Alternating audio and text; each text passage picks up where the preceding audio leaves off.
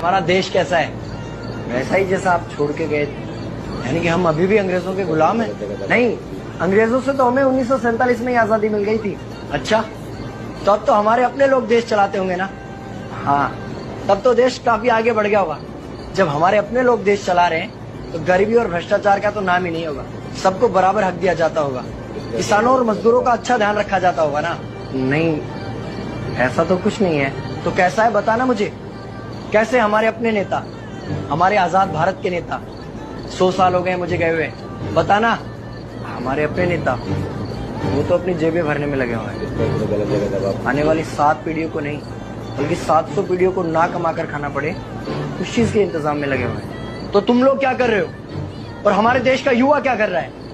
हम लोग तो इंस्टाग्राम पर रील्स देखने में बिजी हैं। यानी कि हमारी कुर्बानी का देश के लोगों पर कोई असर नहीं पड़ा। देश के लोगों में कोई देशभक्ति नहीं, कोई देश प्रेम नहीं। नहीं, ऐसा नहीं है।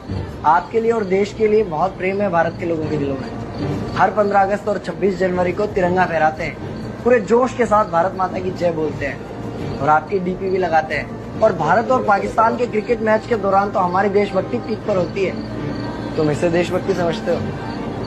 तो फिर क्या है देशभक्ति? अगर तुम्हारी देशभक्ति समाज को सुधारने में, गरीबों को अच्छी शिक्षा या बराबर का हक नहीं दिलाती तो कोई काम की नहीं है तुम्हारी देशभक्ति। भ्रष्ट नेताओं और सरकार के खिलाफ आवाज उठाओ, लोगों को एकजुट करो। लेकिन अगर हमने सरकार के खिलाफ आवाज उठाई या नेताओं से सवाल पूछे तो हमें एंटी नेशनलिस्ट कहा जाएगा या हमें गद्दार करार दे दिया जाएगा। तो डरता है। 23 साल का था मैं जब अंग्रेजों ने मुझे फांसी पर चढ़ा दिया। मुझे तो आतंकवादी कहा गया था। अगर अब नहीं जागे तो ये देश सोता रहेगा। ये सरकारें, ये नेता देश को बेच खाएंगे। इस भ्रष्ट सरकारी तंत्र से लड़ो। देश को क्रांति की जरूरत है। क्रांति यानी कि हमें हथियार उठाने होंगे, बंदूकें उठानी होंगी जैसे आपने उठाई। नहीं, हमारी क्रांति विचारों की थी। जब अंग्रेजी हुकूमत ने हमारी आवाज नहीं सुनी तो हमने और जोर से आवाज लगाई और अपने विचार रखे। और क्रांति केवल सत्ता को बदलने तक सीमित नहीं है, बल्कि इस भ्रष्ट अन्यायी तंत्र को जड़ से उखाड़ कर फेंकना है। पर ये होगा कैसे?